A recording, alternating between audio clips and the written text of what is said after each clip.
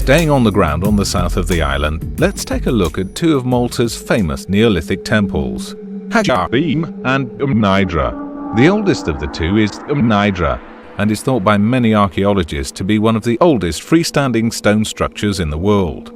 Actually, the very oldest freestanding stone structure in the world is only about 20 miles away at Gigantia in Gozo, which we're going to take a look at later on. At 5,000 years old, Nidra is still around half a millennium older than the pyramids and 1,000 years older than the megaliths at Stonehenge.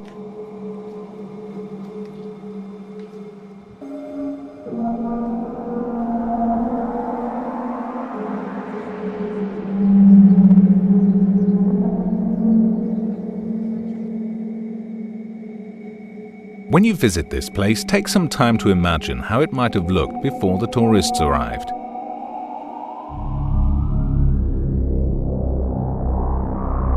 There's a lot about the people who built these temples that we don't understand. Why did they choose this windswept spot? How did they move these enormous stones? More to the point, why did they move them? We don't even really know exactly what the structures were used for, but we do know that they were very special places. Now we see raw rocks open to the elements, but when the temples were in use, they would almost certainly have been covered with roofs of hide, wood, or perhaps even of stone. Some parts of them would have been plastered and decorated with elaborate patterns.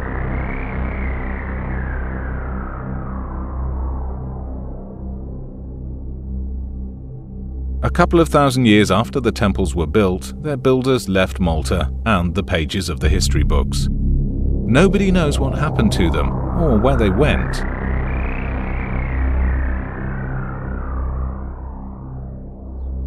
From the temples we get a great view of the island of Filfla. It's uninhabited and was used for many years as target practice for British gunners, so it's pretty crumbly.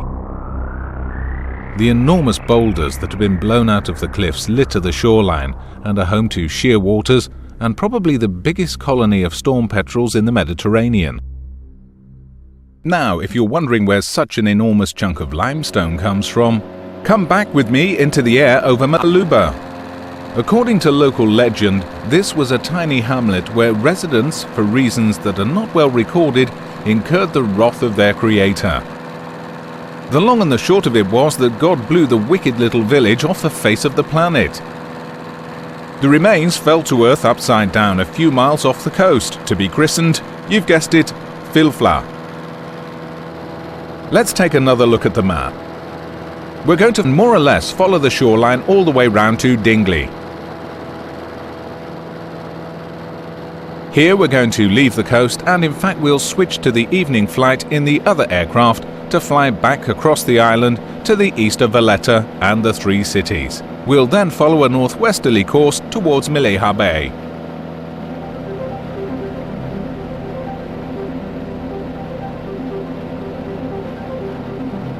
Still in sight of Lucca and just past the Freeport is another airfield. Disused now, Hal Far was one of a number of wartime bases that were used by the Allies to defend the islands. 60-odd years ago, this airspace would definitely not have been open for sightseeing trips. We would have been sharing the sky with Spitfires, Hurricanes, and lots of foreign visitors.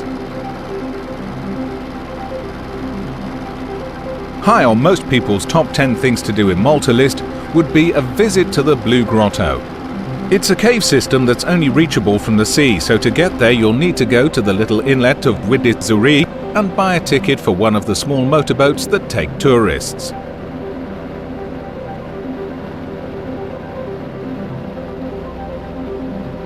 Try and choose a calm day, and do try to go in the morning when the southeast-facing caves are flooded with sunlight.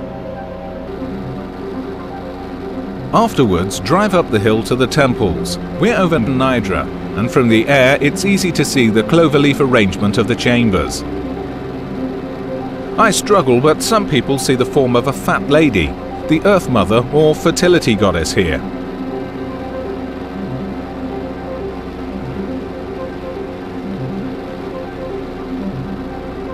From the waters below us in 1995, a Hawker Hurricane was salvaged from the seabed, 54 years after it went missing on a pre-dawn check flight from Safi airstrip. It's been fantastically restored and you can see it on display at the Malta Aviation Museum at Ta Ali. We've reached Dingley. At 250 metres, the cliffs here mark the highest point in Malta, and this is where we're going to leave the Tucano for a while. By the magic of video, we're going to switch to the T600 just east of Valletta and the Grand Harbour area. We've done a bit of time travel as well. It's now late in the afternoon, with the sun casting long shadows. It's also a lot bumpier than it was this morning, especially over the built-up areas.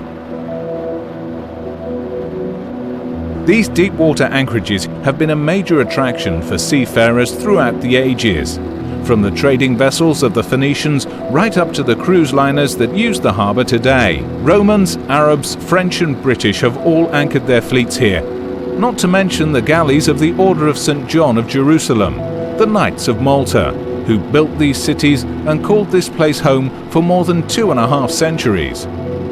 When the Knights arrived in the early 1500s, homeless and licking their wounds after being driven out of Rhodes by their arch enemies, the Ottoman Turks, they realized that defending the harbour area would be the key to holding Malta, so they started an intense period of building and fortification. In 1565, the Turks did lay siege to Malta, unsuccessfully as it turned out, and immediately afterwards the Knights started work on the city of Valletta. From the air, it's easy to see that Valletta was built to a plan. Let's take a break from flying and take a closer look at the city. Just outside Valletta's city gate is the bus terminal. Even if you have a car here on the island, a ride on a Maltese bus is an experience you shouldn't miss. Take a trip on one of the older Bedfords, Leylands or Dodges from the 50s before they're completely replaced by modern buses with air conditioning and proper doors that close. The deep ditch that surrounds Valletta can be crossed at a couple of points. We're not going to go in through the main gate. Instead, we'll walk around to the Upper Baracca Gardens. They've recently been renovated and, especially in the evening, are a great place to stop and watch the world go by.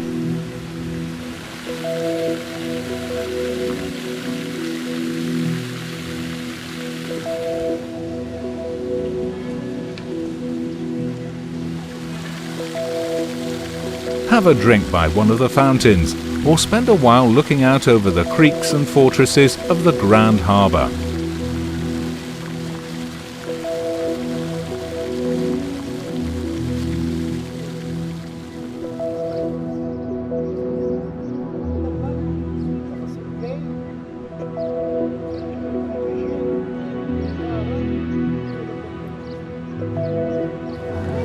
The main thoroughfare in Valletta is Republic Street, and it's closed to cars. It follows the ridge all the way from the city gate to the south to Fort St. Elmo at the very north. Most of the shops and cafes are either on or within a block or two of this street. On both sides, the land falls away, sometimes quite steeply, to Marsamxett Harbour on the west and the wharfs of the Grand Harbour on the east. Many of the steeper alleys have big smooth steps, designed for knights in heavy suits of armour, and not too difficult for sandals and training shoes. Most people are finishing work, picking up a few groceries before going home to prepare their evening meal. But you're on holiday, and you don't have to think about things like that.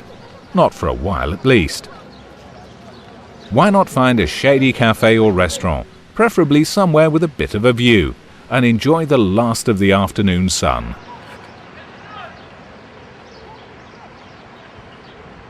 We're going to leave Valletta now and get back up in the air for the northern leg of our flight.